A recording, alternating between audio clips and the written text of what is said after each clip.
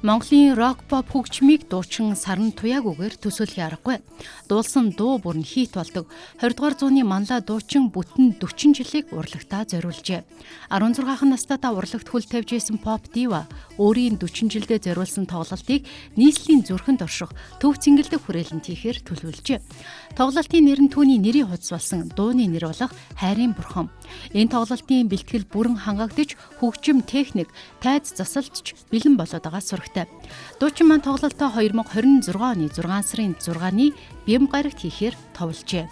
Тоглолтыг өндөр түвшин зохион байгуулахын тулд тасалбар худалдаа үзэгчтэй аюул осолгүй нэвтрүүлэх гээд зохион байгуулалтын бүхий л ажлыг хангаж байгаа сурагтай.